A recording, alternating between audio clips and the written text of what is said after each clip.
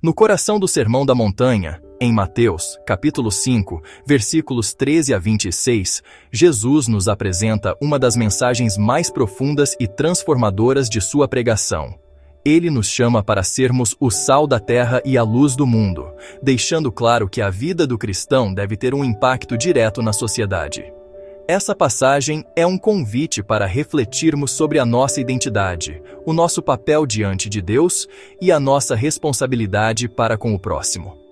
Não se trata apenas de um belo discurso, mas de um chamado à prática de uma fé viva que vai além das palavras e se manifesta em ações que transformam vidas. Cada palavra de Jesus nesta passagem é carregada de significado espiritual, ensinando-nos que a verdadeira retidão transcende as aparências, supera a religiosidade exterior e toca a essência do coração humano.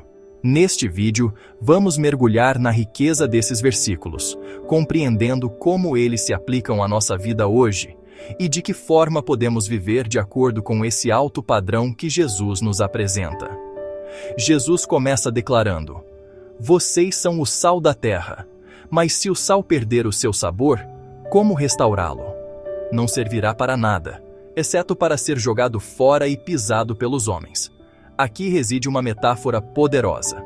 Na cultura da época, o sal não era apenas um tempero, mas um conservante essencial. Sem ele, os alimentos estragavam rapidamente. Da mesma forma, sem a presença do cristão fiel, o mundo entra em decadência moral e espiritual. Jesus nos convida a refletir: temos cumprido o papel de preservar a verdade, os valores e a santidade em meio a uma geração corrompida?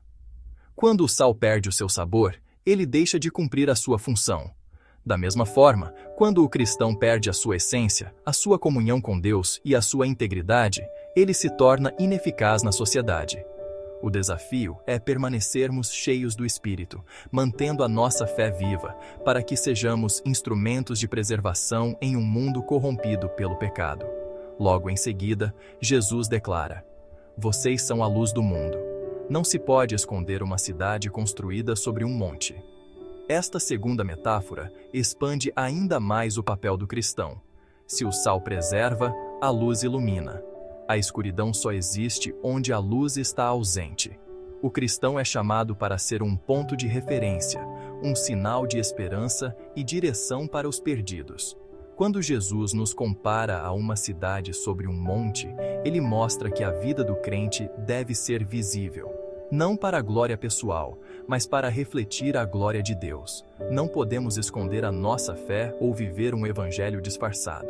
Nossas vidas devem ser um testemunho constante, não apenas em palavras, mas também em ações, mostrando ao mundo que existe um caminho de salvação e esperança. Aqui, Jesus nos adverte contra a tentação de viver uma fé secreta, escondida pelo medo ou pela vergonha. A luz foi feita para brilhar, e o cristão deve manifestar essa luz onde quer que esteja. Ainda dentro dessa metáfora, Jesus diz: "Assim brilhe a luz de vocês diante dos homens, para que vejam as suas boas obras e glorifiquem ao Pai de vocês, que está nos céus." É importante notar que a luz não deve ser exibida para exaltar a si mesmo, mas para direcionar a glória a Deus. As boas obras do cristão não são uma moeda de troca para a salvação, mas o fruto de uma vida transformada pela graça.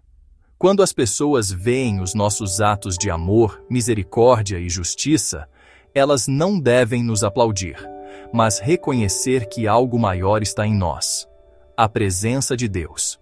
Isso nos desafia a viver autenticamente, não apenas dentro das igrejas, mas em todos os lugares, sendo luz no trabalho, na família, entre amigos e até mesmo diante dos inimigos. Jesus nos chama a uma vida de testemunho que sempre aponta de volta para o Pai, lembrando-nos de que nossa missão não é buscar a glória pessoal, mas sim refletir a glória divina.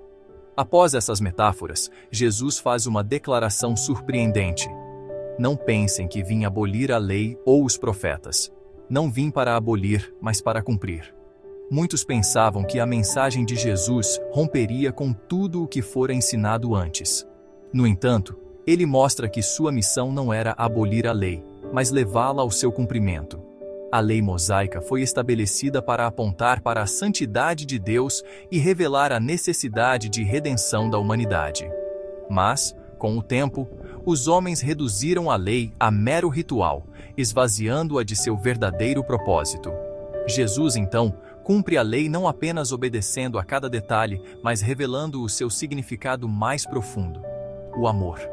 Ele não cancelou seus princípios, mas os elevou a um nível espiritual, chamando cada um de nós a ir além da obediência externa.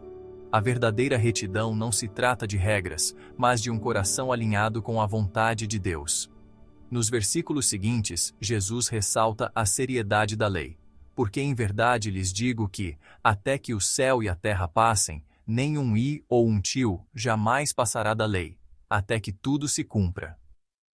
Aqui ele mostra que nada no plano de Deus é descartável ou sem significado. Cada detalhe de sua palavra carrega peso e propósito. Jesus não apenas afirma a validade da Escritura, mas demonstra que tudo converge nele. Ele é o cumprimento da profecia, a concretização das promessas e a revelação do caráter de Deus.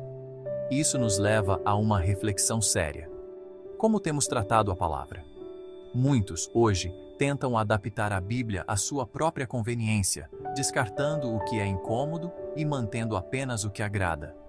Mas Jesus deixa claro que nada do que Deus estabeleceu se perde. Sua palavra permanece firme e nossas vidas devem se alinhar a ela, não o contrário. Então Jesus adverte: aquele, pois, que violar um destes mandamentos, por menor que seja, e assim ensinar aos homens, será considerado o menor no reino dos céus. Aquele, porém, que os observar e ensinar, esse será considerado grande no reino dos céus. Aqui reside a responsabilidade não apenas de viver a palavra, mas de transmiti-la fielmente. O cristão não pode ser alguém que apenas escuta. Ele deve também praticar e testemunhar a verdade. Mais do que isso, quem ensina deve viver o que prega, pois um ensino vazio é hipocrisia. Jesus estabelece um padrão de integridade, fazer e ensinar. Isso nos chama à coerência. Não adianta falar de amor enquanto se vive no ódio, pregar perdão enquanto se guarda rancor, ou falar de santidade enquanto se vive no pecado. O verdadeiro discípulo ensina com a vida, e essa coerência o torna uma referência no reino. Ser chamado grande no céu não é sobre fama terrena, mas sobre fidelidade ao Senhor. E Jesus eleva ainda mais o padrão. Porque vos digo que, se a vossa justiça não exceder a dos escribas e fariseus, de modo nenhum entrareis no reino dos céus. Essa afirmação foi chocante para os ouvintes, já que os fariseus eram tidos como modelos de religiosidade. Mas Jesus mostra que a justiça deles era apenas externa, realizada para impressionar. A verdadeira justiça, porém, nasce de um coração transformado. Não basta cumprir rituais. É preciso viver com integridade. Isso revela que Deus não se impressiona com aparências, mas examina o coração. Muitos podem parecer espirituais, mas vivem em contradição com os princípios divinos. Jesus nos convida a uma justiça mais profunda, que vai além das máscaras religiosas e toca a essência do nosso ser. Uma justiça que não busca o reconhecimento humano, mas agrada a Deus em cada detalhe da vida. No versículo 21, Jesus começa a aplicar essa justiça superior em áreas práticas. Ele diz: ouvistes que foi dito aos antigos, não matarás, e quem matar estará sujeito a julgamento. Esse era um mandamento claro, conhecido por todos. Mas Jesus aprofunda o entendimento, mostrando que o pecado não começa com o ato, mas no coração. Ele continua: eu, porém, vos digo que todo aquele que se irar contra seu irmão sem motivo estará sujeito a julgamento. Eis a revolução de Jesus. Ele vai à raiz do problema. O ódio, a raiva e o desprezo já são formas potenciais de assassinato. Antes que a mão se levante, o coração já matou. Essa palavra nos confronta, mostrando que não basta evitar o ato físico se interiormente cultivamos ressentimento e ódio. Jesus nos chama a um padrão mais elevado, onde o coração é tão importante quanto a ação. Jesus vai ainda mais fundo. E quem disser a seu irmão, raca, será sujeito ao julgamento do sinédrio. E quem disser, tolo, será sujeito ao fogo do inferno. O desprezo verbal, a humilhação e o insulto são tratados com extrema seriedade. As palavras carregam poder de vida e morte, e desprezar alguém é desvalorizar a imagem de Deus nessa pessoa. Isso mostra a seriedade com que o reino de Deus encara a forma como tratamos o próximo. Um insulto pode parecer pequeno, mas Jesus o coloca como algo grave diante de Deus. Isso nos leva a refletir sobre como usamos nossas palavras. Quantas vezes já destruímos pessoas com palavras ásperas, ironias e desprezo? O cristão é chamado a usar a boca para edificar, não para ferir. A justiça do reino vai além do que fazemos com as mãos. Ela atinge também o que falamos com os lábios e sentimos no coração. Diante disso, Jesus apresenta uma prática radical. Portanto, se você estiver apresentando sua oferta no altar e ali se lembrar de que seu irmão tem algo contra você, deixe sua oferta ali, diante do altar, e vá. Primeiro, reconcilie-se com seu irmão, e então, volte para apresentar sua oferta. Essa afirmação mostra que a reconciliação com o próximo tem prioridade até mesmo sobre os atos de adoração. Não adianta levantar as mãos no altar se o coração está cheio de amargura. Deus valoriza mais o perdão e a paz do que rituais. Isso é um chamado para quebrar barreiras, pedir perdão, liberar o próximo e restaurar relacionamentos. Jesus nos mostra que a verdadeira adoração não é apenas o que fazemos no templo, mas o que praticamos diariamente com aqueles ao nosso redor. O cristão deve ser um agente de reconciliação, refletindo o perdão que ele mesmo recebeu de Deus. Ele conclui esta sessão dizendo: entre em acordo depressa com seu adversário, enquanto ainda estiver com ele a caminho, para que ele não o entregue ao juiz, e o juiz o entregue ao oficial de justiça, e você seja lançado na prisão. Aqui Jesus aponta para a urgência da reconciliação. Não podemos adiá-la, pois o ressentimento, se alimentado, torna-se correntes que nos aprisionam.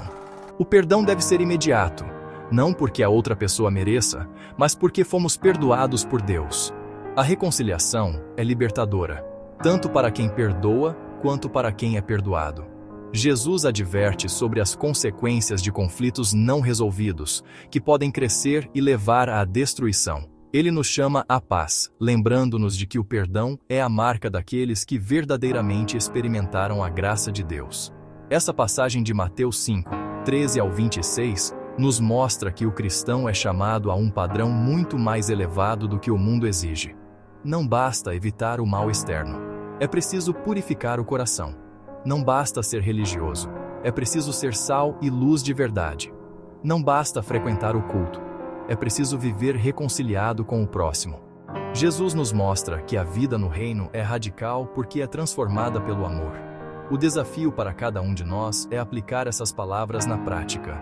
Ser sal que preserva a verdade, ser luz que brilha na escuridão, cumprir e ensinar a palavra fielmente, viver uma justiça além das aparências, controlar nossas palavras, purificar nossos corações e buscar a reconciliação.